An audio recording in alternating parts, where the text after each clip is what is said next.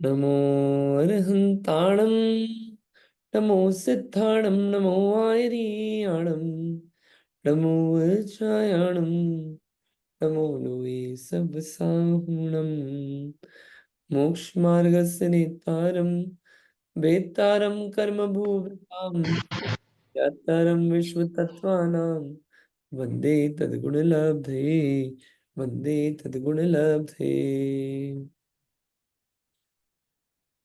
हमारा संवर और निर्जरा अधिकार चल रहा है, नवाध्याय। नवे अध्याय में 18 सूत्र हो गए। इन 18 सूत्रों में संवर की बात हुई पहले कि संवर के जो कारण है, गुप्ति, समिति, फिर धर्म, अनुप्रेक्षा, परिचय और चारित्र, इन सब विषयों में 18 सूत्र तक बात हुई। अब जो सूत्र नंबर 3 आया था, सूत्र नंबर 3 आया था तपसा निर्जरा च, यानी कि तप से निर्जरा भी होती है। ठीक है, तो वो तप क्या है, क्योंकि हमको निर्जरा करना है ना। संवर तो समझ लिया हमने कि कर्मों को आना रोकना, आत्मा में शुद्ध भावों की उत्पत्ति करना, ये तो हमने समझ लिया। कैसे उत्पत्ति करें? गुप्ति से करो, समिति से करो, धर्म से, अनुप्रेक्षा से, परिचय से, चारित्र से। रोक लिया हमने कर्मों को, शुद्ध भावों की उत्पत्ति करी, शुद्ध भावों की उत्पत्ति कर ली। एक मिनट, शायद कुछ क्लास है क्या? एक मिनट, नहीं, आई होप नहीं। ओके, शुद्ध भावों की उत्पत्ति कर ली हमने।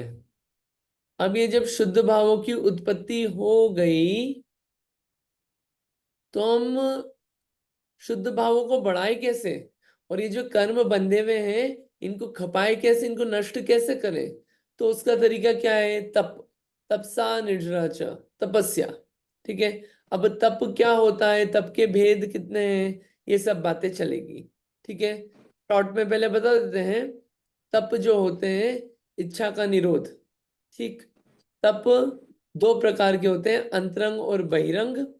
6 अंतरंग, 6 बहिरंग, ऐसे 12 प्रकार के तप हैं। उन्हीं का स्वरूप हम पढ़ने वाले हैं। पढ़ते हैं।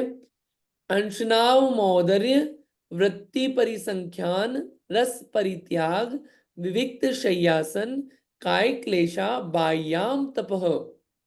ये बाह्याम तप है, यानी कि बाहर के तप है, बाह्य तप है। कौन कौन से? पहला अनशन, दूसरा अवमौदर्य, तीसरा वृत्ति परिसंख्यान, चौथा रस परित्याग, पांचवा विविक्त शय्यासन, छठा कायक्लेश। ये 6 क्या है? बाह्य तप हैं। नाम ख्याल रहेंगे, सूत्र आसान है। अंशनाव मौदर्य, इसमें 2 नाम आ गए। वृत्ति परिसंख्यान तीसरा नाम, रस परित्याग चौथा नाम, विविक्त शय्यासन पांचवा नाम, काय क्लेश छठा नाम। ऐसे ये 6 क्या है? ये 6 हमारे बाह्य तप हैं। स्वरूप समझते हैं अब अपन। स्वरूप समझने से पहले अपन इसको देखते हैं थोड़ा सा। क्या लिखा है? तप। तप वास्तव में 2 प्रकार से समझना चाहिए। 2 प्रकार के होते नहीं, 2 प्रकार से समझे जाते हैं। व्यवहार तप, बाह्य तप, और अंतरंग अभ्यंतर तप। ठीक है, इसको आप पढ़िए, फिर हम बोलेंगे, फिर समझाएंगे। ठीक है, कौन पढ़ेंगे? आनंद जी आप पढ़ेंगे?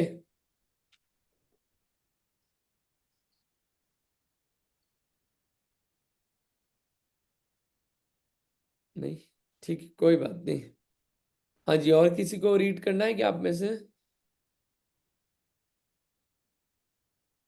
मैं पढ़िए। करूं? हाँ, पढ़िए इंदिरा जी। हाँ, जय जिनेन्द्र। तप, तप के 2 प्रकार, निश्चय तप, व्यवहार तप। निश्चय तप शुद्धात्म स्वरूप में प्रतपन, व्यवहार तप बाह्य तप, आभ्यंतर तप। बाह्य तप बाह्य द्रव्य के अवलंबन से होते हैं, दूसरों को दिखते हैं। बाह्य तप अभ्यंतर तप की पुष्टि के लिए है। अभ्यंतर तप बाह्य तप की अपेक्षा नहीं रहती है, मानसिक क्रिया की प्रधानता रहती है। आभ्यंतर तप वितरागता की वृद्धि के लिए देखिए ये व्यवहार तप में बाह्य तप और अभ्यंतर तप है। जो बाहर के तप है, जो अपन ने 6 पढ़े ना, बाह्य तप, ये बाह्य तप क्या है? ये दूसरे को दिखेंगे कि भैया ये तपस्वी है, ये तपस्या कर रहा है, बाहर में इसके तप चल रहे हैं, दिखते हैं बाह्य तप। अभ्यंतर तप नहीं दिखेंगे। अभ्यंतर तप मोर ऑफ अ मानसिक क्रिया है वो, ठीक है, वो दिखेंगे नहीं ऐसे। बाह्य तप में बाहरी द्रव्य सामग्री का सहारा लिया जाता है। अभ्यंतर तप में किसी द्रव्य सामग्री की आवश्यकता नहीं है, अपेक्षा ही नहीं है उसकी।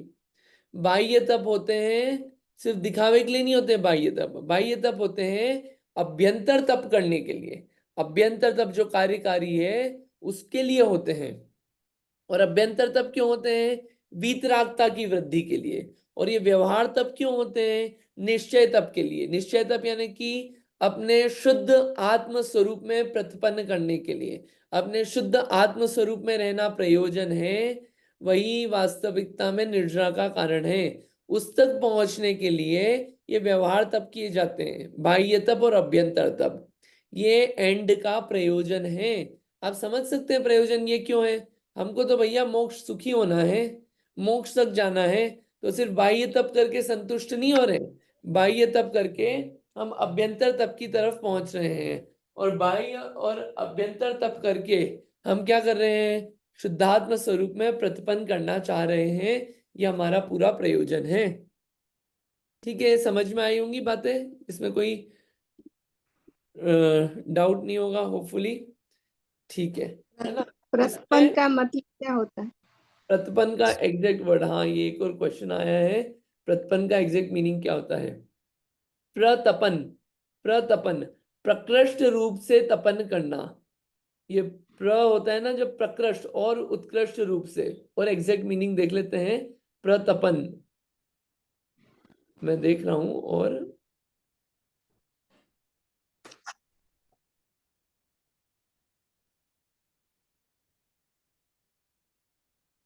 हाँ,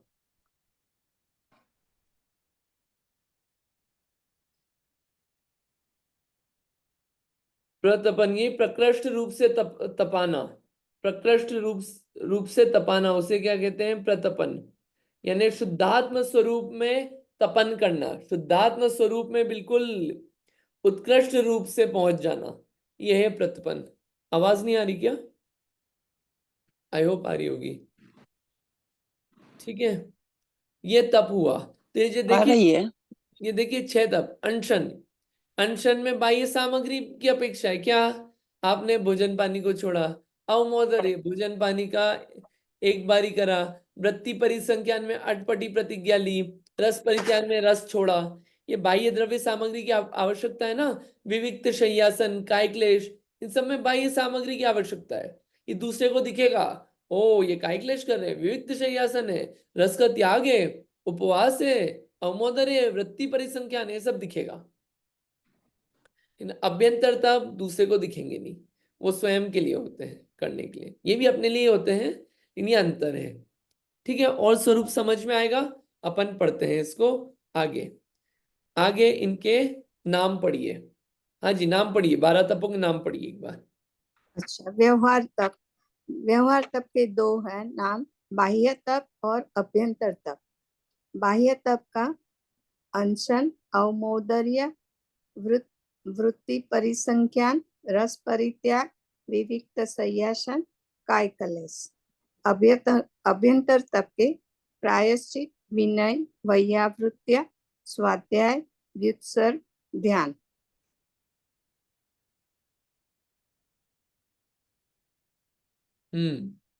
ये क्या हो गए? 12।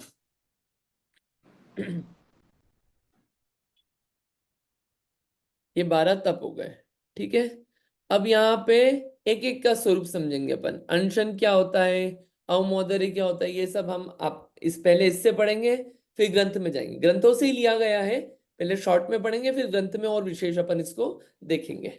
ठीक है, चलिए, और किसी को रीड करना है? उमा आंटी जी आप पढ़ेंगे? जी। हम्म। जय जिनेन्द्र। अनशन, ख्याति, पूजा, मंत्र, सिद्धि आदि लौकिक फल की अपेक्षा न करके हम्म। संयम की सिद्धि, राग का उच्छेद, कर्मों का विनाश, ध्यान तथा स्वाध्याय की सिद्धि के लिए भोजन का त्याग करना अनशन तप है। देखिए, सिर्फ लास्ट लाइन को मत लेना आप आंसर में, अनशन मतलब भोजन का त्याग नहीं, उसके पीछे के जो प्रयोजन है ना, अभिप्राय है, वो इंपॉर्टेंट है भोजन त्याग के पीछे। तो वो अनशन नाम का तप है, निर्जरा का कारण है। भोजन का त्याग करना अनशन तप नहीं है। भोजन का त्याग करा सिर्फ, वो तो लंघन भी कहला सकता है। भोजन का त्याग क्यों किया? क्यों किया? स्वाध्याय की सिद्धि के लिए। स्वयं का अध्ययन करना था हमें, स्वाध्याय, स्वयं का अध्ययन करने के लिए। और स्वयं का अध्ययन करने के लिए हमने क्या करा? हमारे बारे में जहां लिखा है उसको खोला, ऐसे शास्त्रों को, उसकी सिद्धि के, और स्वाध्याय करने के लिए नहीं, स्वाध्याय की सिद्धि के लिए। सिद्धि लिखा है, सिद्धि, अपने आप की सिद्धि के लिए, अपने आप का अध्ययन करने की सिद्धि के लिए, एक कारण।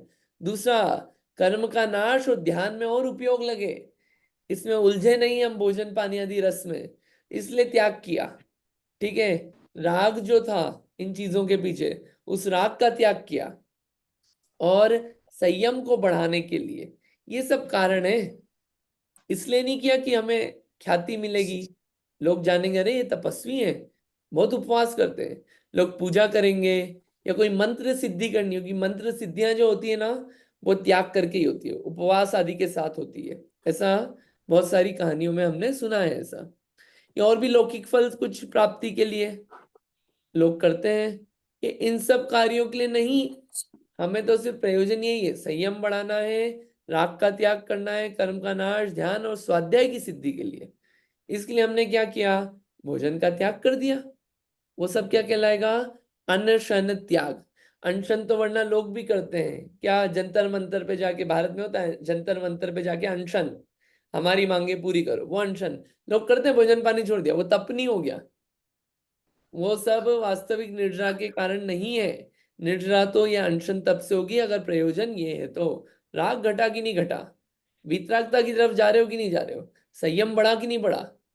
ध्यान स्वाध्याय की सिद्धि हो रही है कि नहीं हो रही है? तो वो अनशन तप है, वरना वो अनशन तप नहीं है। अपन जो करें, प्रश्न आ सकता है, हम उपवास करते हैं 10 लक्षण आदि में, हम ये सब कार्य करते हैं, देखिए वो सब अभ्यास मात्र है, अच्छा कार्य है, करने योग्य कार्य है, उसका निषेध नहीं है, अभ्यास है वो सब। वो अनशन नाम का तप नहीं है, वो अनशन तप के लिए अभ्यास है। अभ्यास कर रहे हैं हम कि हाँ, हमें त्याग कर सकते हैं, हम संयमित रह सकते हैं, हमारा कुछ समय के लिए राग छूटा। अगर हमने उसको व्यवस्थित किया तो वही आगे जाके तप रूप में कार्यकारी होगा, वास्तविक तप में। ठीक है, अभ्यास रूप है ये सब चीजें, जो कि करने लायक है। अनशन, ठीक है। दूसरा, हाँ जी पढ़िए, ऊनोदर बोले या अवमोदर्य, बोलिए। ऊनोदर, संयम को जागृत रखने के लिए, विकारों की शांति के लिए, संतोष और स्वाध्याय आदि की सुखपूर्वक सिद्धि के लिए अल्प आहार करना ऊनोदर तप है। हम्म, संयम को जागृत रखना, ऊनोदर, ऊन उदर, उदर होता है पेट, उदर यानी पेट, ऊन, ऊन यानी कम, यानी भूख से, पेट में भूख जितनी हो उससे कुछ कम खाना, ऊन, ऊन। ठीक है, ये क्या कहलाता है? ऊनोदर या अवमोदर्य। क्या कर रहे हैं इसमें? अल्पाहार कर रहे हैं। अल्पाहार कर रहे हैं यानी कि, अल्पाहार कर रहे हैं यानी कि हमें जितनी भूख यूजुअली होती है, हम उससे कम कर रहे हैं। आवाज ब्रेक हो रही है। आवाज ब्रेक हो रही है? अच्छा, ठीक है। अभी अभी ठीक हो गई। अभी ठीक हो गई? ठीक है। हाँ। हम्म, ओके। तो भूख से कम खाना, सिर्फ भूख से कम खाना अवमोदर्य नहीं है, उसके पीछे का अभिप्राय भी समझना। संयम हमारा जागृत रहे, इसलिए, इसलिए भूख से कम नहीं खाया कि अरे खाना अच्छा नहीं था, आहार जो करने गए थे उसमें आहार में दम नहीं था इसलिए कम खाया, नहीं। 56 भोग भी हो तो भी भूख से कम खाया। संयम बनाए रखने के लिए, अपने शरीर में, आत्मा में विकार उत्पन्न ना हो, इसके लिए हमने भूख से कम खाया और संतोष रहना सीखे, या स्वाध्याय आदि सुखपूर्वक स्वाध्याय आदि की सिद्धि हो, वो क्या है? ये सब ऊनोदर है। इसलिए हमने अल्पाहार किया। ऐसा नहीं किया कि हमको एक बार करना था या एक बार भी करना था तो क्या करा, भूख से कम खा, एक बार भी करना था तो क्या करा, इतना सारा खा लिया कि अरे अब तो ऊपर ऊपर तक आ गया, गले गले तक नहीं। उसकी भी बिल्कुल प्रॉपर है। ये है उनोदर या अवमोदर्य। अब देखिए, एक ऑब्जर्वेशन आप रखिएगा, उपवास और अवमोदर्य। उपवास में तो आपने कुछ खिलाया ही नहीं, अवमोदर्य में क्या किया?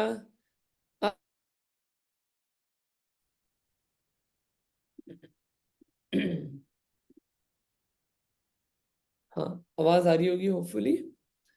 अवमोदर्य में आपने क्या किया? अवमोदर्य में आपने थोड़ा सा भोजन दिया और फिर क्या करा, रोक दिया। संयमित रहो, ज्यादा लालसा मत करो, अपने आप को बोल रहे हैं ज्यादा लालसा मत करो। ये वो हो गया बिल्कुल, थोड़ा सा टूंगा के फिर साइड में कर लिया, क्या बोर्ड नहीं देंगे। ये और परीक्षा है संयम की, कि एक तो खिलाओ ही मत, तो भैया टेस्ट ही नहीं गया बिल्कुल भी, तो गए नहीं, लेकिन जरा सा टेस्ट गया। मान लो जरा सा क्या करा, जरा सी मिठाई खिलाई, एक रसगुल्ला था बड़ा वाला, उसका एक छोटा सा पीस खिला दिया, ठीक है, बचा हुआ हम नहीं देंगे। बताओ कैसा होगा? उसमें भी संतोष रखना कितना बड़ा कार्य है। तो ये अवमोदर्य करना भी कोई छोटी मोटी चीज नहीं है। अगर वास्तविकता में अवमोदर्य किया है, भोजन अल्पाहार भी किया है, तो क्या करा आपने? भूख तो है हमें, इन भूख से कम खा रहे हैं हम, अल्पाहार। ये क्या है? अवमोदर्य। मेन रीजन क्या है इन सब का? अभ्यंतर तप बढ़ाना है हमको, स्वाध्याय बढ़ाना है, संतोष बढ़ाना है, संयम बढ़ाना है, विकार और नहीं हो। ये सब कारण है हमारे, ठीक है। अनशन और उनोदन। हाँ जी, कोई प्रश्न है क्या? बोलिए। मैं ऐसा पूछती थी कि उपवास करें या उमोदर करें, तो अगर उमोदर करते हैं तो उसका जितना पुण्य इतना ही उपवास का होता है कि कम होता है? क्या क्या क्या? अगर हम उपवास के बदले उमोदर करते हैं तो उमोदर का इम्पोर्टेंस ज्यादा आता है कि उपवास का? उनोदर का ज्यादा है कि उपवास का इम्पोर्टेंस ज्यादा है?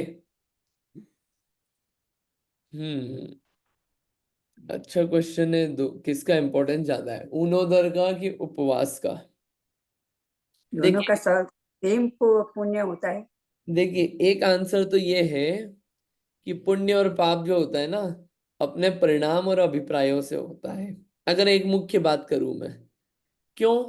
क्योंकि उसके पीछे जो आपको कार्य साधना था, आपने वो कार्य किया कि नहीं। पता चले उपवास करके भी क्या किया, अगले दिन की प्लानिंग की, सो रहे हैं, मूवीज देख रहे हैं, दिन काट रहे हैं, तो उपवास करके भी कार्य नहीं हुआ। और ऊनोदर करके भी आपने जो कार्य करना था, क्या धर्म में लगना था, स्वाध्याय संतोष आदि में लगना था, अपने संयम को बनाए रखना था, तो वो ऊनोदर आपको ज्यादा पुण्य दे देगा। तो व्यवस्थित हुआ है कि नहीं कार्य, वो उसमें देखना पड़ेगा अपने को। एक दोनों में सर सेम धर्म करते हैं तो? अगर दोनों में अगर व्यवस्थित करते हैं तो, कि उपवास अच्छा है कि ऊनोदर अच्छा है, कौन ज्यादा पुण्य का कारण है, ये हमको नहीं पता। हम आपको समझ के बताएंगे कोई कि बात नहीं। किसको ज्यादा ऊपर रखें। इसका जवाब अभी तो नहीं है मेरे पास, कोई बात नहीं। ठीक है। लेकिन अच्छा है, क्वेश्चन आप पूछ लेते हो, अच्छा है। सोच लेंगे हम, किसी और को पता हो तो आप बता सकते हैं, नहीं तो हम थोड़ा सा और जानेंगे इसमें। दादा के शब्दों में दादा तो ये बोलते हैं कि जैसे उपवास में तो तुमने खाने का विकल्प ही नहीं किया कि आज खाना नहीं खाना, पर उनोदर में सामने खाना आया और उसका एक अंश लिया, इसीलिए उनोदर उससे बड़ा है, क्रमशः बढ़ोतरी के लिए है। इसलिए दादा यही बोलते हैं, और हमें ज्यादा नहीं मालूम, हमने दादा के मुंह से सुना। अच्छा, ठीक है, उनका कहना है। मैंने हाँ जी, आप बोलिए, आप भी बोलिए, बोलिए बोलिए प्लीज। हाँ मैंने भी वही पढ़ा है। लता जी जो बता रही है ना, हम्म। बोलते हैं कि उन्होंने तपस्या में ज्यादा कठिनाई होती है, क्योंकि हमारे सामने खाना है, फिर भी हमें इंद्रिय कंट्रोल करके थोड़ा सा ही खा लिया, बाकी सब साइड में रख दिया।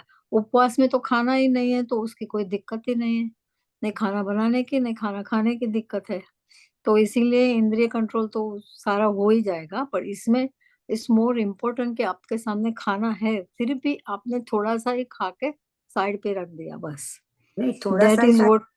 कम खा के, ऐसा है। कम खाते थोड़ा मीनिंग भी थोड़ा अल्पाहार कम खा, मीन थोड़ा कम अल्पाहार मीन्स प्रॉब्लम नहीं होता है। नहीं नहीं, अल्पाहार मीन क्या, उसका मीनिंग क्या है कि अल्प थोड़ा ही मतलब, खाओ। अल्प मतलब थोड़ा ही होता है, भूख से हाँ कम। अल्प मतलब हाँ, वही होता है। इसमें एक दो बात प्रिकॉशन रखने की है। उन्होंने का मतलब तो थोड़ा कम खाना, ऐसा ही होता है ना। हाँ, भूख से कम, थोड़ा हाँ, कम, भूख से भूख कम, से कम। थोड़ा ही खाना ऐसा नहीं होता है। हाँ हाँ जी। थोड़ा ही खाना ऐसा नहीं होता है, और अल्प खाना ऐसा नहीं होता है। उन्होंने का मतलब है भूख से थोड़ा कम खाना, हाँ, तो यहाँ पे ऐसा। अल्पाहार बोला ना, अल्पाहार कहें या भूख में जितनी भूख लगती है उससे अल्प खाना, जो अपनी यूजुअल हम भूख है उससे रोज हम अल्प। धरो के 3 रोटी खाते हैं, तो उस दिन हमने 2 रोटी खाई, तो वो उन्होंने मानेगा कि नहीं मानेगा? अगर आपकी भूख उस दिन की, अगर आपकी 3 रोटी की नहीं। थी, हाँ उस दिन की, कि आपको भूख हाँ। तो थी 3 रोटी की, 4 रोटी की, आपने 2 रोटी खाई, इसका मतलब ये नहीं कि साइड में, यहाँ तो 2 रोटी खाई और साइड में क्या करा, बढ़िया, रोज तो दाग काजू खाते नहीं थे, भर भर के दाग काजू खा लिए, दूध पी लिया, तो वो तो आपने बराबर कर दिया हिसाब। नहीं, पर भूख से कम खाना हुई, मैं सब हाँ, भूख भूख से से। कम, भूख से कम, हाँ। ये खान पान संबंधी। ठीक है, हम्म। लेकिन इसमें ये प्रिकॉशन रखने की आवश्यकता है कि उत्तरोत्तर है इसमें, ये बात ठीक लगती है कि उत्तरोत्तर आपका त्याग विशेष हो रहा है, भूख से कम खा रहे हो, संयम ज्यादा चाहिए, लेकिन फिर भी उसमें जो उनोदर व्यवस्थित किया गया हो, ऐसा नहीं हो कि हम भूख से कम बोला तो अपन ने समझ लिया कि चलो, अपन समझते ना, एक टाइम खाया तो एक टाइम में क्या करा कि बेटे थे रोज तो खाते थे रूखी सूखी रोटी, अब आज एक टाइम ही खाना है, दाल बाटी खा लो बढ़िया घी की, उसके ऊपर दूध पी लो, उसके ऊपर दाग काजू खा लो, उसके ऊपर फ्रूट्स खा लो, और भी उसके ऊपर मिठाइयाँ खा लो। ओ भाई साहब, आज 2 घंटे खाया है, रोज हम 15 मिनट खाते हैं, आज 2 घंटे बैठ के खाया है। क्यों? हम्म। हमारा एक आशना है, उनोदर है, माँ गड़बड़ियां हैं। ये तो वास्तविक वो है कि रूटीन आपका कुछ बहुत चेंज नहीं किया आपने, वही 10-15 मिनट खाया जो भी खाते थे आप, आधा घंटा, सबने चीजें वस्तुएं कम ली है, भूख से कम ली है, वो वास्तविकता में। और दूसरी बात, ऊनोदर को एकांत से सिर्फ अपन ये नहीं समझ ले कि ये श्रेष्ठ है, वरना पता चले उपवास करने का काम ही बंद हो गया, ये भी नहीं समझना कि अरे ऊनोदर ज्यादा अच्छा है, क्या करो खा भी लो और ये श्रेष्ठ हो गया, नहीं, इसका मतलब वो नहीं है।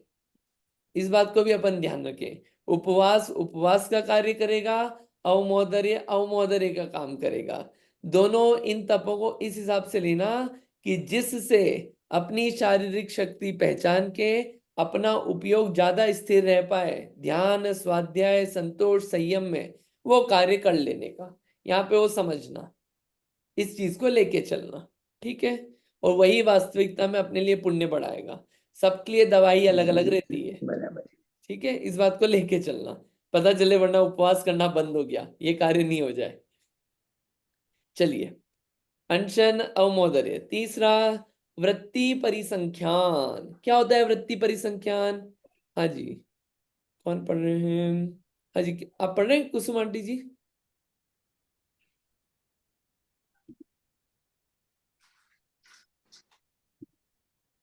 पढ़िए कुसुम आंटी जी। हेलो, आवाज आ रही है? Hello, hello, can someone hear me? आवाज बंद हो गई है। आवाज बंद हो गई। हेलो, ओहो,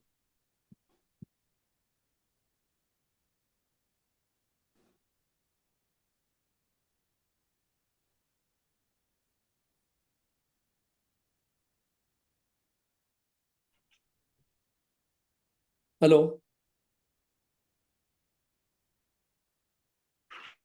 हेलो, हेलो, आवाज आ रही है आप लोगों को? नहीं। क्या करें?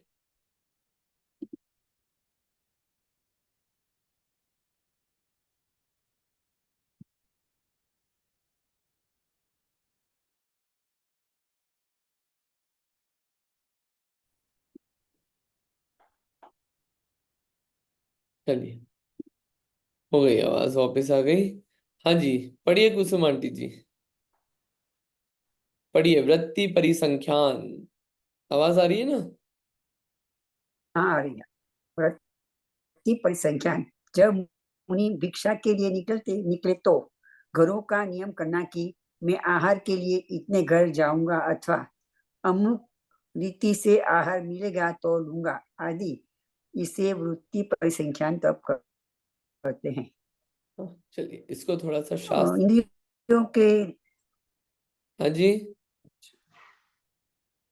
एक मिनट देखिए, इसको अपन लेते हैं, इसको इससे पढ़ते हैं। यहां से पढ़िए, ये इस ग्रंथ से पढ़िए, वृत्ति परिसंख्यान, अच्छे से समझ में आएगा। पढ़िए। वृत्ति प्रश्न, वृत्ति परिसंख्यान तब किसे कहते हैं? गली, घर, आहार, पात्र और दाता के विषय में प्रवृत्ति करने को वृत्ति कहते हैं तथा इनके नियम करने को संख्या कहते हैं। यह वृत्ति परिसंख्यान तब अपनी इच्छा से किया जाता है। कठिनता से आहार प्राप्त होने के लिए प्रतिज्ञा कर लेना अथवा इस प्रकार पड़गान होगा तो आहार लूंगा, नहीं तो नहीं, इस प्रकार की प्रतिज्ञा कर लेना वृत्ति परिसंख्यान तप है। एक घर, 7 घर, एक गली, अर्धग्राम आदि के विषय को संकल्प करना वृत्ति परिसंख्यान तप है। ग्रहों का प्रमाण, दाता का, बर्तनों का नियम, ऐसे अनेक प्रकार का जो नियम ग्रहण करना है तथा नाना प्रकार के भोजन का नियम ग्रहण करना वृत्ति परिसंख्यान व्रत है। प्रश्न आगे का पढ़ने का है? नहीं, ठीक है, बस इतना ही। वृत्ति हाँ। अच्छा, देखिए, इसमें क्या है, वृत्ति परिसंख्यान तप में यहाँ पे वृत्ति जो होती है, आहार संबंधी वृत्ति हो रही है, किस गली से किस गली में किस घर में आहार संबंधी, आहार में क्या लेंगे, पात्र कैसा होना चाहिए, दाता कैसा होना चाहिए, वो सब वृत्ति कहलाती है। इनके विषय में नियम करना, अटपटी प्रतिज्ञा करना। आहार लेने तो निकले हैं, इन उसमें भी अटपटी प्रतिज्ञा कर ली। क्यों? क्योंकि वहां पे भी राग को कम कर रहे हैं, वहां पे ज्यादा ग्रद्धता नहीं हो। तो क्या करा, निकले तो हैं, इन क्या है, उसमें भी अगर इस तरह से मिल गया तो कर लेंगे, ये तो कोई बात नहीं, अटपटी प्रतिज्ञा करके निकले।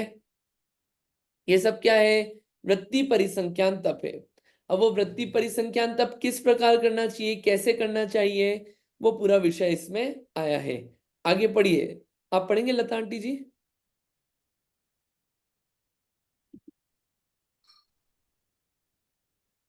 जो 4 की या 5 वस्तु खाने में लेते हैं वो भी इसमें आ जाएगा। हाँ, अभी अपन इसमें देख रहे हैं, सारी बात आएगी, अभी पढ़ लेते हैं, सारी बात आ जाएगी, अभी सब क्लियर हो जाएगा। अच्छा, हम्म।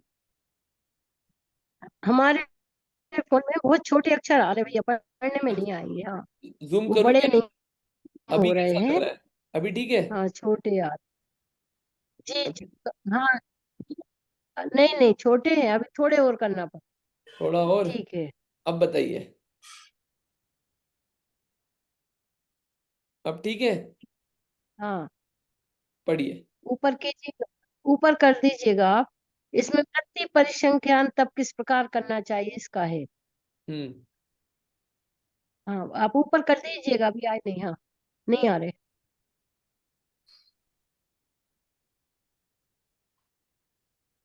ये लाइन में पढ़ देता वृत्ति हूँ। परिसं हाँ हाँ, आप पढ़ दीजिए भैया, नहीं आ हाँ, रहे पढ़ने में, कोई बात नहीं। बहुत छोटे हैं।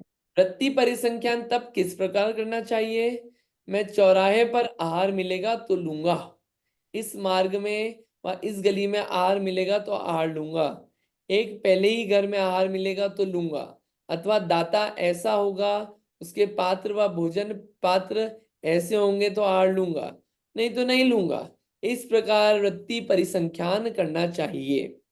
अब कैसे नियम बनाते हैं? ग्रह, दाता, बर्तन, भोजन आदि की नियम विधि, ग्रह प्रमाण। आज मैं इन ग्रहों में आहार हेतु जाऊंगा और अधिक ग्रहों में नहीं जाऊंगा, इस प्रकार ग्रहों का प्रमाण करना। कर लिया। इस टाइप के घरों में जाऊंगा, इतने घरों में जाऊंगा यहाँ के, और कहीं नहीं जाऊंगा। सीमा बांध दी ना। और अटपटी प्रतिज्ञा। दाता का प्रमाण कि देने वाला, अगर मुझे पड़गाने वाला कोई वृद्ध मनुष्य होगा, पड़गाएगा, तो मैं ठहरूंगा, वरना नहीं। या फिर आज कोई बालक होगा तो ही मैं ठहरूंगा, पड़गाऊंगा, वरना नहीं। या युवक महिला होंगे, या जूते अथवा खड़ाऊ आदि से रहित कोई पुरुष मार्ग में खड़ा हुआ हो, मुझे पड़गाएगा, तो मैं ठहरूंगा। अथवा और कुछ अटपटी विधि ले ली कि ऐसी विधि मिलेगी तो लूंगा, वरना मैं नहीं लूंगा आहार, ये दाता का प्रमाण कर लिया। भोजन का प्रमाण, भाजन और भोजन। मुझे भाजन यानी बर्तन, मुझे आज यदि कोई कांसे के बर्तन से, सोने के बर्तन से या मिट्टी के बर्तन से आहार देगा तो मैं लूंगा। या इसी प्रकार से अन्य और भी नियम लेने का भाजन का प्रमाण है। आप ये नहीं सोचना कि अरे सोने के बर्तन का मतलब लालच है, नहीं। सोने का बर्तन क्या है, तो उसमें एक दूसरा व्यू पॉइंट है कि कितनी अटपटी प्रतिज्ञा है। सोने के बर्तन तो हर किसी के पास मिलेंगे नहीं, तो सोने के बर्तन का सोच लिया उनने। अब बताओ, मिल जाए तो बढ़िया, दे देंगे इस शरीर को, नहीं तो कोई बात नहीं, हमारा तब चल रहा है। ठीक है। भोजन का प्रमाण। भोजन में आज मैं भोजन में आज मैं मोठी खाऊंगा या कुछ नहीं, अथवा आज मंडे सत्तू या भात ही ग्रहण करूंगा और कुछ भी नहीं करूंगा। तो यह अलग अलग प्रकार के अटपटी प्रतिज्ञाएं की जाती है भोजन संबंधी। लेने तो निकले हैं भोजन, लेकिन उसमें भी क्या अटपटी लेने निकले हैं, उसमें भी क्या ये इतना सब विधि मिल गई तो कर लेंगे, नहीं तो कोई बात नहीं। ये क्या है? वृत्ति परिसंख्यान। तब इसमें संयम कितना टेस्ट किया जा रहा है, कितना संयम। लेने भी निकले हैं, सब पड़गाने वाले खड़े हैं, लेकिन ऐसी विधि नहीं मिली तो नहीं निकलूं, तो नहीं लूंगा मैं। इतना सब पूरा करे वो वृत्ति परिसंख्यान तप है। ठीक है, क्लियर है ये? चलो, इनके लाभ क्या है ये सब तो हम बाद में देखेंगे, लाभ और इन सब का अपन आगे तप पे चलते हैं। आई होप क्लियर हुआ होगा ये। अगला है रस परित्याग तप। रस परित्याग तप क्या है? हाँ जी, पढ़िए लता आंटी जी। अभी दिख रहा है कि आपको इसमें क्लियरली कि टफ जी है? पढ़िए। हाँ। रस परित्याग, घी, दूध, दही, तेल, मीठा। पहले हाँ। ये पहले ये पहले ये अच्छा, इंद्रियों के दमन के लिए, निद्रा पर विजय प्राप्त करने के लिए तथा सुख पूर्वक स्वाध्याय करने के लिए घी, दूध, दही, तेल, मीठा और नमक का यथायोग्य त्याग करना रस परित्याग तप है। बढ़िया। यहाँ पे रस परित्याग की बात चल रही है। ये 6 प्रकार के रस हैं। घी, दूध, दही, तेल, मीठा और नमक। ये 6 प्रकार के रस हैं। इन रसों का यथा योग्य त्याग करना, जो योग्य हो। योग्य क्यों कहा? कि ऐसे त्याग करना जिससे आपका शरीर भी चल जाए, संयम की भी वृद्धि हो, इंद्रियों का भी दमन हो, निद्रा पे भी विजय प्राप्त हो और स्वाध्याय भी कर पाओ। ऐसे कर लेना इन चीजों का त्याग। यथा योग्य, यथा योग्य त्याग कर लेना, जिससे क्या होगा? आपका स्वाध्याय अच्छे से हो जाएगा, निद्रा पे विजय प्राप्त कर लोगे, इंद्रियों पे दमन कर लोगे। उसे हम क्या कहते हैं? रस परित्याग। ये 6 प्रकार के रस हैं। देखिए, इसमें कुछ हो रहा है क्या? ठीक है, तो आहार है। ठीक है। अब भोजन करने निकले हैं, देखिए अब कैसे बढ़ती जा रही है चीजें। पहले तो उपवास का ही सोच लिया, फिर क्या, चलो उपवास करेंगे, भूख से कम खाएंगे। अच्छा, और आगे बढ़े, निकले आहार करने। अब हम क्या करेंगे? निकले तो हैं, अगर हमको व्यवस्थित रस जैसा हमने सोचा है, जैसी प्रतिज्ञा ली है, ऐसा अगर मिल गया तो कर लेंगे, नहीं तो नहीं करेंगे। अब चले भी गए आहार करने, उसमें क्या करा? मीठे का त्याग है, बोलो अब। नमक का त्याग है, खाओ अब। जैसा भोजन मिलेगा बिना नमक का उसको खाएंगे। हलवा खाएंगे बिना शक्कर का, दूध पिएंगे बिना शक्कर का, मावा खाएंगे बिना शक्कर का, हो सकता है खा लें, जो भी चीज खाएं। सब्जी खाएंगे बिना तेल की, तेल का त्याग किया है तो, मतलब जो जिसने यथा योग्य त्याग किया है, और उसको भी ऐसे आनंद पूर्वक, उसमें दुखी होके नहीं, क्यों? इंद्रियों की जो लंपटता है उसको कम करने के लिए। कितना गजब का कार्य है ये, है ये निर्जरा के कारण ये सब। मुख्य प्रयोजन क्या है, क्यों कर रही है?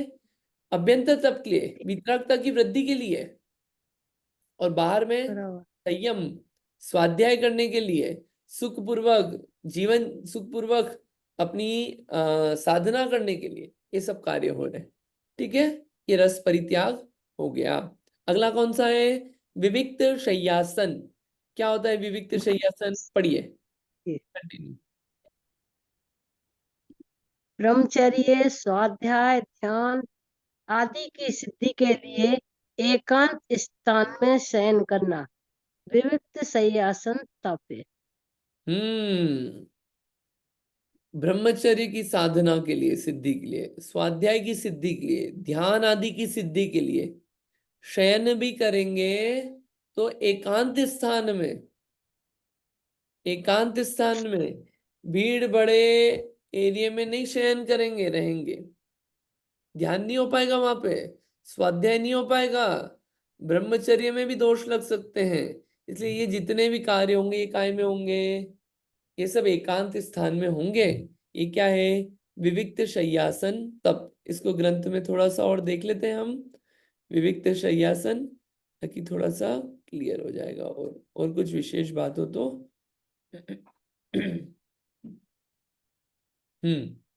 देखिए,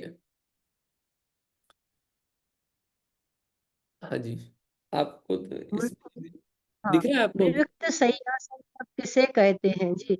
हम्म उत्तर, मुनिराज स्त्री, देवी, पशु, नपुंसक आदि तथा ग्रस्त जहाँ निवास ना करते हो, ऐसे सूने प्रदेशों में व श्मशान में व निर्जन वन में अथवा गुफा आदि में शयन करते हैं या बैठते हैं, उसे विविक्त शय्यासन तप कहते हैं। अध्ययन और ध्यान में बाधा करने वाले कारणों के समूह से रहित विविक्त एक विधिवत एकांत एवं पवित्र स्थान में जो शयन करना अथवा बैठना है, वह विधिवत शय्यासन तप है। विविक्त शय्यासन तप। निर्जंतु शून्यागार हाँ, विविक्त शय्यासन तप है। निर्जंतु शून्यागार गिरी गुफा आदि एकांत स्थानों में शय्या आसन विविक्त शय्यासन है। राजवार्तिक 12। प्रश्न, विविक्त शय्यासन तप किसके होता है? जो मुनि राग और देश उत्पन्न करने वाले आसन, शय्या आदि का परित्याग करता है, अपने आत्म स्वरूप में रमता है और इंद्रियों के विषयों से विरक्त रहता है, उसके विविक्त शय्यासन नाम का 5वां तप होता है। अपनी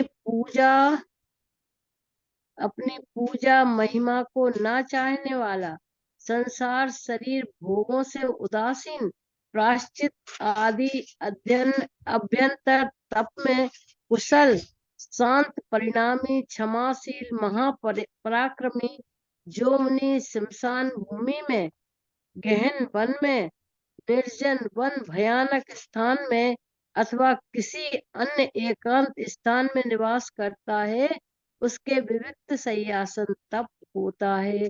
कार्तिकेय अनुप्रेक्षा। बहुत बढ़िया। प्रश्न, विविक्त बसति का क्या लिख रहे हैं? ये हाँ, ये ठीक है, ऐसी बसति। इसको हाँ रहने हाँ देते हैं इस प्रश्न को, वो क्या ऊपर ही कवर हो गए।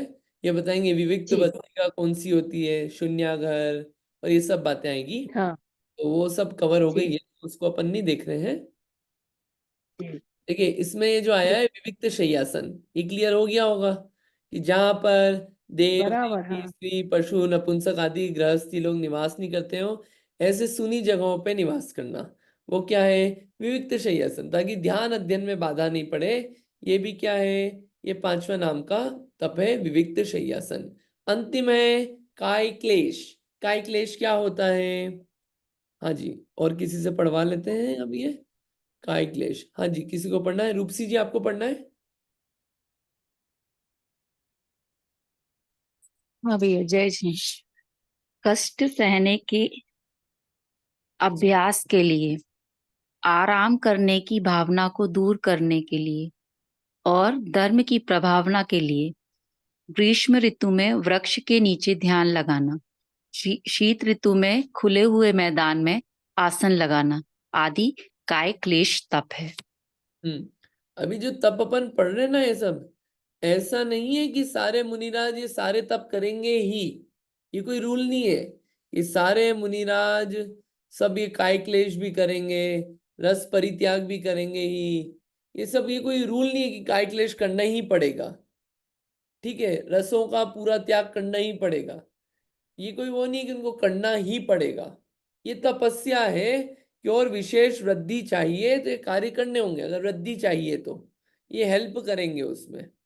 लेकिन अगर ये कोई कार्य नहीं कर रहा है, कोई मान लीजिए काय क्लेश नहीं कर रहा है कि ग्रीष्म ऋतु में वृक्ष के नीचे ध्यान नहीं लगा रहा है, तो मुनि नहीं है, ऐसा नहीं समझना इसमें। ये तो और विशेष आगे बढ़ने के लिए कार्य है। अब वो समय समय पे सब बनेंगे।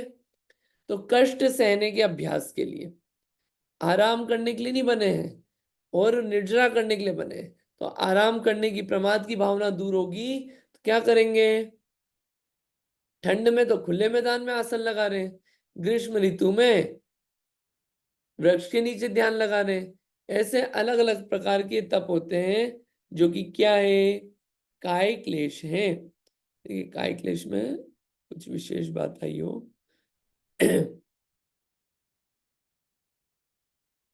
ठीक है, यही बात आई है। ठीक है, काय क्लेश में और भी आता है, आसन का आता है। क्या, किस प्रकार करना चाहिए, किन आसनों से? वीरासन होते हैं, स्वस्ति आसन होते हैं, वज्रासन होते हैं, पद्मासन होते हैं, हस्ती शुंडासन होते हैं। अलग अलग प्रकार के आसन होते हैं। क्या, कहाँ कहाँ पे? शवशैया, गोशैया, दंडशैया या चापशैया पे। ऐसे अलग प्रकार से शयन करना, आसन लगाना, ये सब किस में आता है? काय क्लेश में आता है। ठीक है, हम आते हैं आगे। इसमें बहुत सारी बातें आती है, लेकिन वो इतनी सारी बातें हैं कि इसको आप पढ़ना तत्वार्थ मंजूषा से। समय मिला तो हम भी पढ़ाएंगे मार्क करके। आप पढ़िए, इसको कंटिन्यू पढ़िए। हाँ जी, कंटिन्यू करिए।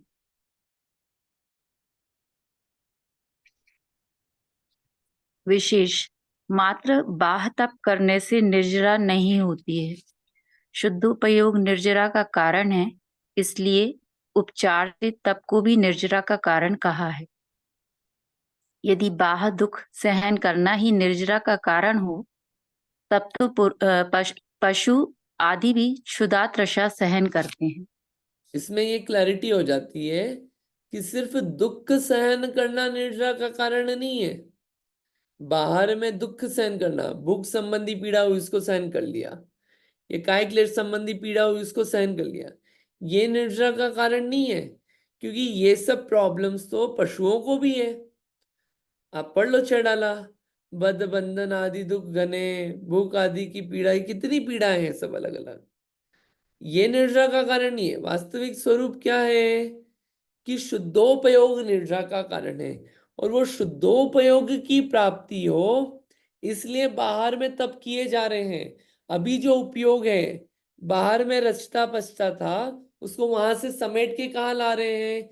आत्मा की तरफ लाना है, इसलिए बाहर में तप कर रहे हैं। इसलिए उपचार से क्या बोला? उपचार से बोला ये जो तप किए जा रहे हैं ये निर्जरा के कारण है। ये उपचार से बोला है कि परंपरा से कारण है। किसका? निर्जरा का। ये आपको हेल्पफुल होंगे शुद्धोपयोग रूप परिणमन करने में। शुद्धोपयोग रूप परिणमन करने में हेल्पफुल होंगे, इसलिए इनको निर्जरा का कारण कहा उपचार से। मात्र बाह्य तप कर लिए और कहें कि निर्जरा हो गई, नहीं, वो सर्वथा सही नहीं है। हाँ, ये कारण बनेंगे, कारण बनेंगे, उसमें कोई दोहराए नहीं है। वो कारण तब बनेंगे जब उस जो जिस कारण से कार्य किया था वो कार्य की सिद्धि हो तो कारण बनेंगे, वरना वो कारण नहीं बन पाएंगे। ठीक है, इसलिए मात्र बाहर में दुख सहन करना निर्जरा का कारण नहीं है, शुद्धोपयोग प्राप्त होना वो निर्जरा का कारण है। ठीक है, इतना समझ में आता है? ठीक है, आगे भी पढ़िए, ये क्या लिखा है?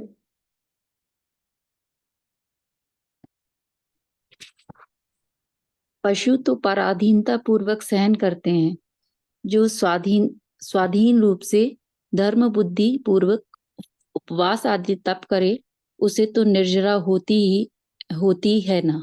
मैं प्रश्न उठा दिया, धर्म बुद्धि से बाहर। शिष्य हाँ, ने प्रश्न उठा दिया कि आप बोल रहे हो पशु आदि भी सहन करते हैं। अरे पशु आदि की तो मजबूरी है, पराधीनता है उनको। हम तो हमारी मर्जी से छोड़ रहे हैं ना, उपवास आदि कर रहे हैं, जो भी हम हमारी मर्जी से कर रहे हैं, तो उससे तो निर्जरा होनी चाहिए बाहर में छोड़ के ये सब चीजों की। उसका आंसर धर्म बुद्धि से बाहर उपवास आदि करें तो निर्जरा का मुख्य कारण उपवास आदि सिद्ध हो, किंतु परिणाम दुष्ट होने पर उपवास आदि करने से भी निर्जरा कैसे संभव हो सकती है? हाँ, उसमें मेन क्या है? ठीक है, आप बोल रहे हो कि हम अपनी इच्छा से स्वाधीनता रूप से कर रहे हैं, हमें कोई पराधीनता नहीं है, तो भी निर्जरा का कारण वो तब बनेगी जब उसमें धर्म बुद्धि है। तो अगर धर्म बुद्धि नहीं है, धर्म बुद्धि के बिना ये सब कार्य किए, ख्याति लाभ पूजा मंत्र सिद्धि आदि अनेक कार्यों के लिए सब किए हैं, तो उससे निर्जरा नहीं होगी कर्म की, वो निर्जरा का कारण नहीं बनेगा, शुद्धोपयोग की प्राप्ति नहीं होगी, मोक्ष का कारण नहीं बनेगा वो। कि यहाँ पे कहा गया है, उसमें आपके अभिप्राय कुछ और है। ठीक है, अंतिम प्रश्न, इसको भी पढ़ लीजिए। परिचय और काय क्लेश तप में क्या अंतर है? काय क्लेश स्वयं किया जाता है और परिचय अचानक आ जाता है। हाँ, आपने पहले परिचय समझाया, तो परिचय तो क्या है? परिचय तो अचानक आ जाता है, वो अपनी मर्जी से नहीं किया जाता है। इन काय क्लेश तो स्वयं अपनी मर्जी से किया जा रहा है। ये दोनों में अंतर है, परिचय और काय क्लेश में। ठीक है, ये 6 प्रकार के बाह्य तप है। अब 6 प्रकार के अंतरंग तप का भी सूत्र हम पढ़ लेते हैं, जितना आज पढ़ पाएंगे उतना पढ़ लेंगे, वैसे पढ़ लेंगे इसको भी, अंतरंग तप को पढ़ते हैं। सूत्र सूत्र नंबर 20, प्रायश्चित विनय वैयावृत्य स्वाध्याय व्युत्सर्ग ध्यानान्युत्तरम। क्या नाम आए? उत्तरम। उत्तरम यानी कि आपने पहले बाह्य बोला था, अब क्या बचा? अभ्यंतर। तो उत्तरम बात का जो है उसके भेद है। अभ्यंतर तब कौन कौन से? पहला प्रायश्चित, दूसरा विनय, तीसरा वैयावृत्ति, चौथा स्वाध्याय, पांचवा व्युत्सर्ग और छठा ध्यान। ये अभ्यंतर तप है। ये सब ये अलग अलग नाम है, नाम सबको याद होना चाहिए। प्रायश्चित, विनय, वैयावृत्य, स्वाध्याय, व्युत्सर्ग और ध्यान, ये 6 प्रकार के अभ्यंतर तप हैं। ठीक है, अब ये अभ्यंतर तप क्या होते हैं, इनकी परिभाषा अपन पढ़ लेते हैं। हाँ जी, प्रतीक्षा जी आप पढ़ेंगे। हाँ, जय जय। प्रायश्चित, पूर्व में किए अपराधों का शोधन करना। विनय, नम्र वृत्ति का होना। वैयावृत्य, अपनी शक्ति के अनुसार उपकार करना। स्वाध्याय, सिद्धांत आदि ग्रंथों का अध्ययन करना। व्युत्सर्ग, उपधि का त्याग करना। ध्यान, एक विषय पर चिंता का निरोध करना। ये एक एक लाइन में अर्थ दिए हैं, इनका विशेष अभी अपन पढ़ेंगे। इसको भी पढ़ लीजिए पहले, ये भी पढ़ लीजिए, फिर अपन समझते हैं। हाँ जी। प्रायश्चित आदि को अभ्यंतर तप क्यों कहते हैं? ये बाह्य द्रव्यों की अपेक्षा नहीं रखते हैं, मन का नियमन करने वाला होने से इन्हें अभ्यंतर तप कहते हैं। ये अन्य मतावलंबियों द्वारा अन्य अनभ्यस्त है, उनसे नहीं किए जाते। देखिए, जो बाहर के तप है ना, वो तो अन्य मतावलंबी भी कर लेते हैं। अनशन, अवमोदर्य, विविक्त शय्यासन, रस परित्याग, काय क्लेश, ये सब बहुत कर लेते हैं। यहाँ पे जब कुंभ का मेला लगता है उसमें खूब आते हैं साधु लोग।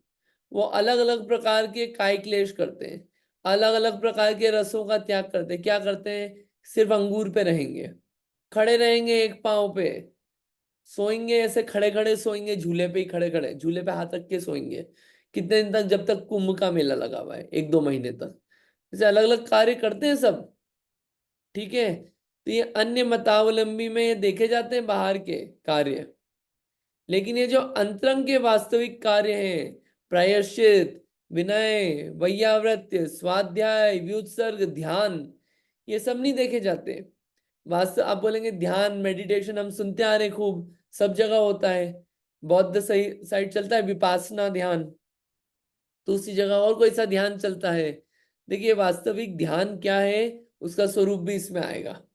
वो ध्यान नहीं है जो निद्रा का कारण हो। निद्रा का कारण तो ये दूसरा ध्यान है, वो ध्यान का स्वरूप अपन समझेंगे। ये अन्य मतावलंबी में नहीं देखा जाता है। और मन को कंट्रोल में करने के लिए मानसिक रूप से ये 6 चीजें हैं, और ये बाह्य द्रव्यों की अपेक्षा नहीं रखती। प्रायश्चित लेने के लिए आपको कुछ चीज नहीं चाहिए, विनय करने के लिए नहीं चाहिए, वैयावृत्ति के लिए नहीं चाहिए, स्वाध्याय के लिए नहीं चाहिए, ठीक है, व्युत्सर्ग के लिए बाह्य सामग्री नहीं चाहिए, ध्यान के लिए बाह्य सामग्री नहीं चाहिए। ये सब अपने से हो जाएगा, किसी चीज की आवश्यकता नहीं है। ये अंतरंग तप है। प्रायश्चित, पूर्व में कुछ पाप किए उसका शोधन करना है, प्रायश्चित। इन सब के भेद आएंगे, आगे सूत्र आने वाले हैं, प्रायश्चित वगैरह के भेद, उनके बारे में विशेष ये आएगा। ये सब तब अपन पढ़ेंगे उसके बारे में, इसलिए अभी उसको डिटेल नहीं ले रहे। ये देखिए विनय सबके बारे में आएगा, वैयाव्रत, स्वाध्याय सबके बारे में आएगा। अभी इसलिए सिर्फ नाम बता रहे, ठीक है। वैयाव्रत, अपनी शक्ति अनुसार उपकार करना। स्वाध्याय, सिद्धांत आदि ग्रंथों का अध्ययन करना। व्युत्सर्ग, उपधि का त्याग करना। जितनी भी चीज है उन सब का त्याग कर दिया, अब इनके प्रति ममत्व नहीं है। व्युत्सर्ग और ध्यान, एक विषय में बस एकाग्र हो गया मन। ये सब क्या है? एक विषय पे फोकस किया और चिंता का निरोध, एकाग्र चिंता, ठीक है। ये क्या है? ध्यान है। अब इसमें आप देखिए, जैसे जैसे हम आगे बढ़ रहे हैं वैसे वैसे तप बढ़ता जा रहा है। प्रायश्चित से ज्यादा विनय, विनय से ज्यादा वैयावृत्य, वैयावृत्य से ज्यादा स्वाध्याय, स्वाध्याय से ज्यादा बाहर सामग्री के प्रति ममत्व का त्याग, व्युत्सर्ग, और ध्यान उत्कृष्ट है। करोड़ों वर्षों तक उपवास कर ले तो भी कर्म की निर्जरा नहीं हो, और अंतर मुहूर्त का ध्यान कर ले कर्म की निर्जरा हो जाए। इतनी शक्ति है आगे आगे के तप में। ध्यान अंतर मुहूर्त मात्र किया, मोक्ष, निर्जरा मोक्ष, और करोड़ों वर्ष तक उपवास किए तो भी नहीं हो निर्जरा, पॉसिबल है। तो जैसे जैसे आगे बढ़ते हैं वैसे वैसे तप की क्वालिटी भी बढ़ती जा रही है।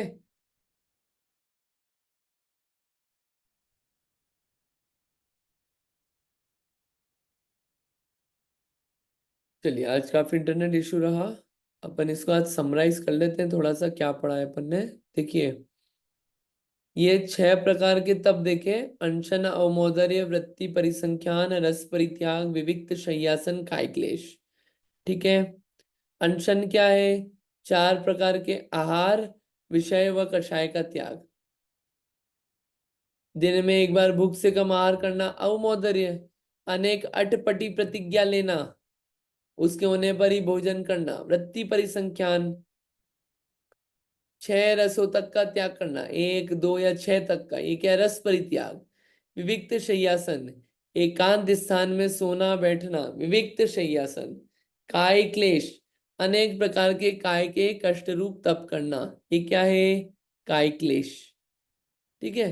अभ्यंतर तप, प्रमाद से लगे दोषों को दूर करना, ये क्या है? प्रायश्चित। विनय, ज्ञान आदि का या ज्ञानियों का या पूज्य पुरुषों का आदर, ये क्या है? विनय। वैयावृत्य, अन्य मुनियों की संयम की साधना के लिए सेवा करना, वैयावृत्य। स्वाध्याय, ज्ञान की आराधना करना। व्युत्सर्ग, अहंकार ममकार का त्याग, और ध्यान चित्त की चंचलता का त्याग। ये क्या है? ध्यान है। ये जो विशेष स्वरूप है ना इसका, इसका विशेष स्वरूप आएगा अभी अभ्यंतर तप का, यही चलने वाला है। देखिए प्रायश्चित वगैरह का। अनशन क्यों करते हैं? संयम की सिद्धि, राग का नाश, ध्यान आगम की प्राप्ति के लिए, अमौदर्य संयम की जागृति आदि के लिए, अपन ने पढ़ा वृत्ति परिसंख्यान आशा की निवृत्ति के लिए, रस परित्याग इंद्रियों पे विजय प्राप्त करना है। कोई भी इंद्री ज्यादा नहीं अपने से अपने पे जय नहीं प्राप्त कर पाए, निद्रा पे विजय प्राप्त करना है। ठीक है, इसलिए कर रहे हैं रस परित्याग। फिर विविक्त शय्यासन, बाधा रहित स्वाध्याय ब्रह्मचर्य ध्यान की सिद्धि के लिए, और काय क्लेश ये जो सुख प्राप्ति की इच्छा होती है ना विषयों से, उसकी आसक्ति को कम करने के लिए अनेक अनेक प्रकार के काय क्लेश करना। ठीक है, प्रभावना भी होती है उसमें बाहर में, ये तपस्वी है। प्रायश्चित क्यों करना? दोषों के शोधन के लिए, मर्यादा में रहना सीखते हैं। कि प्रायश्चित किया था ना, गलती करी थी, मर्यादा में रहते हैं और भाव उज्जवल बने रहते हैं। विनय क्यों करना? विनय विद्या बढ़ती है, ज्ञान बढ़ता है विनय से, आचार की शुद्धता के लिए और सम्यक प्रकार से आराधना के लिए। वैयावृत्ति क्यों करना? समाधि की प्राप्ति के लिए, ग्लानि भाव उत्पन्न नहीं हो अपने मन में, उस भाव का त्याग करने के लिए वैयावृत्ति करना। और वात्सल्य के लिए स्वाध्याय क्यों करना? बुद्धि में अतिशय प्रकट होता है, संशय नहीं रहता किसी प्रकार का, तत्वों में अतिचार आदि नहीं लगते, और संसार से विरक्ति बनी रहती है अगर स्वाध्याय करते हैं तो। और व्युत्सर्ग, अब हमें कोई संग नहीं चाहिए, निर्भय रह के निर्भय रहना सीखते हैं, और जीवित रहने की आशा का भी अभाव हो जाता है। ये व्युत्सर्ग और ध्यान, कर्मों का क्षय करना है तो क्या करना होगा? ध्यान। ऐसे ये 12 प्रकार के तप हैं जिनको अपन ने देखा। इसके बारे में और विशेष बात करेंगे फिर अगली बार। ये देखिए एक एक के बारे में विषय विशेष चलेगा। हाँ जी रीटा आंटी जी बताइए। जय जिनेन्द्र, मेरा एक प्रश्न है, हो सके तो आज नहीं तो फिर कल आप जवाब देना। ये अभ्यंतर तप में वैयाव्रत है और 4 शिक्षाव्रत है, उसमें भी वैयाव्रत है, तो दोनों में फर्क क्या है? शिक्षाव्रत अणुव्रत है, ये वो अणुव्रतियों का है। ये जो वास्तविक तप होता है ना, ये कर्म शपन के कार्य हेतु ये जो वास्तविक ये होते हैं, ये वास्तविक वैयाव्रत आदि ये जो कार्य होते हैं वो सब अभ्यास रूप हैं। ये सब जो है ये मुनिराज आदि को होते हैं, ये 12 तप विशेष रूप से। जो वो वैयाव्रत आदि जो बताए, वैयाव्रत भी आता है और दूसरा भी नाम आता है, वो जो आता है वो सब अणुव्रतियों के हैं। अणुव्रत में वो व्रत रूप है, ये व्रत रूप। हाँ, अणुव्रति के लिए तो है, बट मुनि बनने की शिक्षा देते हैं ना वो मुनि अणुव्रत। बनने की शिक्षा दे रहे हैं, अभ्यास रूप है वो, मुनि बनने के अभ्यास रूप। ये तो क्या है, हाँ, ये कर्म की निर्जा का कारण है। वो वहां पे कर्म की निर्जा नहीं, वो तो अभ्यास रूप। ठीक है, एक अपेक्षा से आप बोल लो अच्छा। कर्म की निर्जा हो रही है, एक अपेक्षा से बोल लो आप, लेकिन वास्तविक कर्म निर्जा जो है वो ये कारण बनते हाँ, हैं। वैयाव्रत वहां पे अभ्यास रूप से हो रहा है। उस प्रकार से अणुव्रत में क्या है, उस प्रकार की विशुद्धि नहीं आ पाती है जैसी महाव्रत में आ पाती है। अंतर है दोनों की विशुद्धि का। इसलिए जो कर्म निर्जा है वो महाव्रती होके और विशेष बनती है, और तपस्या भी जो होती है, ये जो तप भी बताए हैं वो विशेष रूप से होते हैं। अणुव्रति को वैसे नहीं हो पाता। दोनों में अंतर है क्वालिटी में। कि आप सब चीजों में लगा लेना, सब नाम सब जगह रिपीट होंगे, सामायिक रिपीट होगा, ब्रह्मचर्य रिपीट होगा, और भी बातें रिपीट होगी। सबकी क्वालिटी और जाति में ऐसे अंतर पड़ता है। और अपन देख लेंगे वैयावृत्त का स्वरूप आगे आने वाला है, उसमें अपन और देख लेंगे, आएगा ये ठीक वैयावृत्य। ठीक है, उसमें और अपन समझ लेंगे इस ठीक है। विषय को। Thank you. चलिए आज इतना ही ओके, रखते हैं। Thank you. हाँ जी, आज इतना ही रखते हैं। अगली बार अपन प्रायश्चित, विनय, वैयाव्रत, स्वाध्याय और व्युत्सर्ग इनको पढ़ेंगे।